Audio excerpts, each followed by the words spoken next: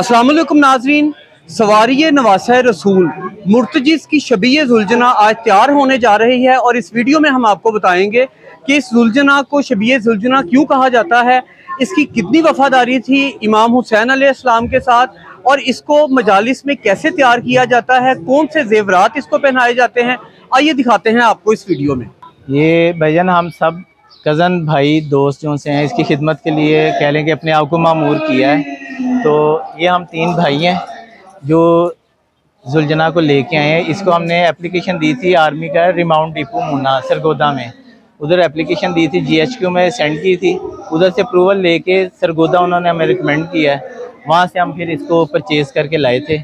लाने के बाद हम सब भाइयों ने मिलकर इसे वक्फ किया इमाम हुसैन के नाम।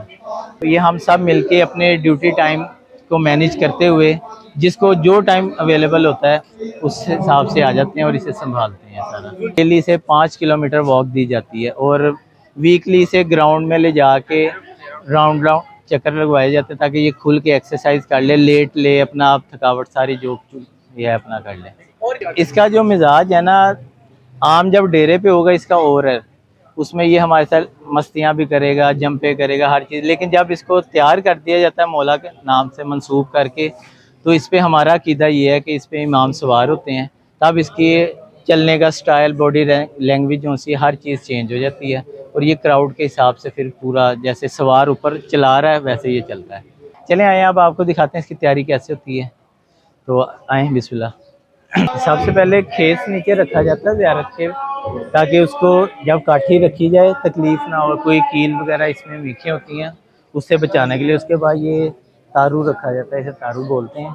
उसके बाद दस्तार के लिए काठी रखते हैं। उसके बाद ये कपड़े हैं मुख्तलिफ, ये सरकार का कुल्ला मुबारक है। उसके बाद ये दस्तार बांधी जाती है इन कपड़ों से। इसके बाद सबसे पहले फिर पेशानी डालते हैं माथे पे उसके, ये पेशानी है, ये माथे पे उसके डलती है।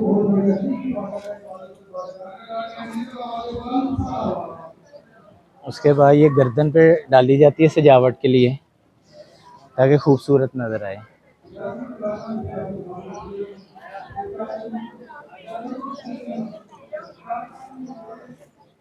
गर्दन के बाद आगे सीने को कवर करने के लिए ये सीना बंद बनाया जाता है।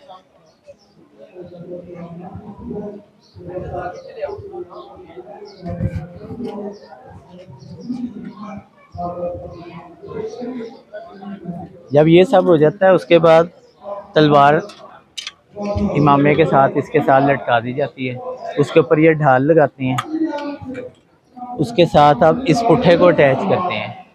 ये बेसिकली जंग में यूज़ होता था ताकि कोई जब घोड़ों पे जंगें होती थी पीछे से कोई ऊपर बैठ के हमला ना कर दे सवार पे। ये खूबसूरती के लिए भी लगाया जाता है, लेकिन ये लोहे का होता है, जो तलवार का हमला हो तो उसको बचा लेता है, घोड़े को भी ज़ख्मी होने से बचाता है। उसके बाद ये सीने पे 12 इमामों के नाम लिखे हुए हैं, वो खूबसूरती के लिए बांधा जाता है ताकि पता लगे ये इमामों की सवारी है, मंसूब किया हुआ है। और ये गरे का इसका हार है ताकि अगर कोई तीर वगैरह भी आए इससे बचत हो जाती है, तीर वगैरह अगर कुछ, ये जंगों में यूज़ होता था। उसके बाद ये कानों पे है, हल्की से छनकार होती है, जानवर है बेसिकली, है तो ये जानवर ही, तो छनकार से तेज़ हो जाता था, ये उस चीज़ के लिए यूज़ किया जाता है। उसके बाद ये मुंह के ऊपर है, ये पहनाया जाता है ताकि मुंह भी उसका कवर हो जाए पूरा, इसे नुक्ता कहा जाता है।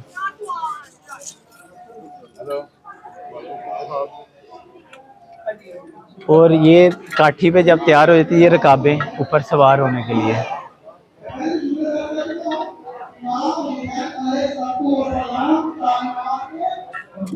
ये जो सा खूबसूरती के लिए लगाया जाता है, इसमें जो पर यूज़ होते हैं ये वाइट एग्रेट है, माइग्रेट करके आता है ये कराची वाली साइड पे, वहाँ से इसके पर फिर वो डीलर जो से लेके आगे करते हैं। ये इसकी